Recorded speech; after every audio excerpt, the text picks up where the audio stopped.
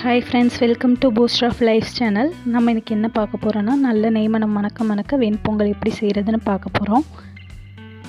1/2 kilo பச்சரிசி எடுத்து வச்சுருக்கோம் நாம் இன்றைக்கி. சிறுபருப்பு 100 கிராம், அப்புறம் மிளகு சீரகம், அப்புறம் 2 கொத்து கருவேப்பிலை எடுத்துருக்கோம். ரொம்ப ஈஸியான டிஷ்ஷு இது, சிம்பிளாக செஞ்சு முடிச்சிடலாம் சீக்கிரமாக.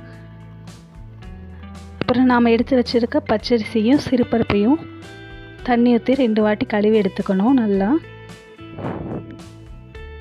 நாம் இன்றைக்கி வெண்பொங்கல் குக்கரில் தான் செய்ய போகிறோம். ஸ்டவ் ஆன் பண்ணிவிட்டு நல்லா குக்கர் காஞ்சப்புறம்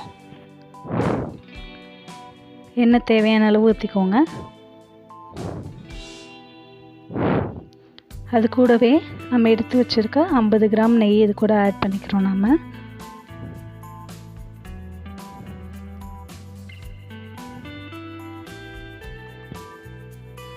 நல்லா எண்ணெய் காஞ்சப்புறம் நம்ம எடுத்து வச்சுருக்க மிளகு சீரகம் அது 2 இது கூட போட்டு தாளிச்சுக்கலாம்.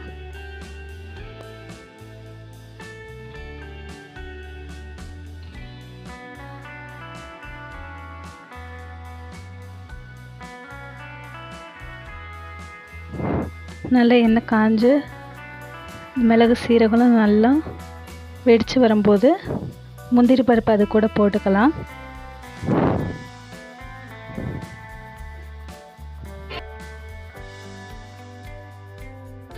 முந்திரி பருப்பு நல்லா பொன்னிறமாக வரணும்.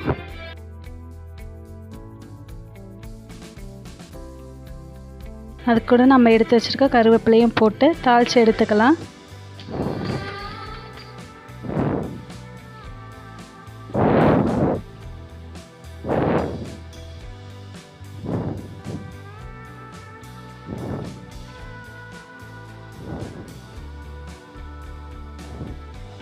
அப்புறம் நாம் பெரிய டம்ளரில் 3 டம்ளர் தண்ணி ஊற்றுறோம்.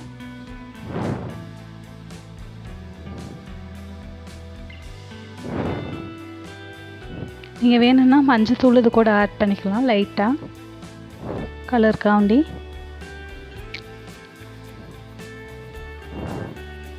மஞ்சள் தூளை தான் தண்ணியில் கலக்கி ஊற்றிருக்கோம். அப்புறம் தேவையான அளவு உப்பு போட்டுக்கோங்க.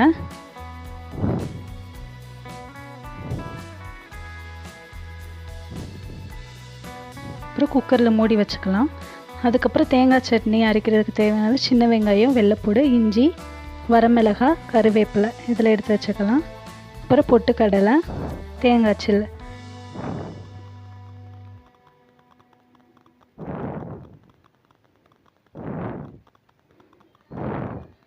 நல்லா மிக்சியில் போட்டு அரைச்சி எடுத்துட்டு 3 விசில் விடணும் வெண்பொங்கலுக்கு. அதுக்கப்புறம் சட்னி தாளித்து எடுத்துக்கலாம். இந்த மாதிரி சின்ன வெங்காயம் ஆட் பண்ணி செய்யும்போது டேஸ்ட் நல்லாயிருக்கும்.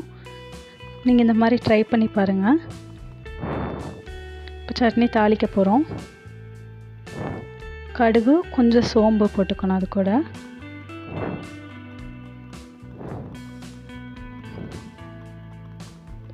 கருவேப்பிலை போட்டு தாளித்து எடுத்துக்கிட்டேன்.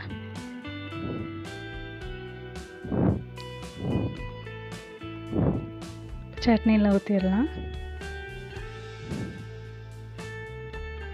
அதுக்கப்புறம் ஒரு வாணலில் நெய் இல்லைன்னா எண்ணெய் போட்டு முந்திரி பருப்பை இந்த மாதிரி பொன்னிறமாக வர மாதிரி நல்லா வறுத்து எடுத்துட்டேன்.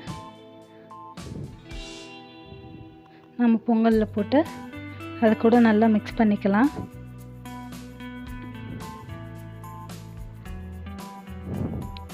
ஒன்றோட ஒன்று நல்லா மிக்ஸ் பண்ண மாதிரி நல்லா கிண்டிகிட்டு இருக்கோங்க. பாருங்கள், பொங்கல் நல்லா வெந்து வந்துடுச்சு.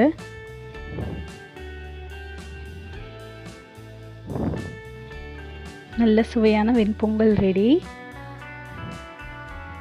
நெய்யை ஆட் பண்ணிக்கிறோம். நாம்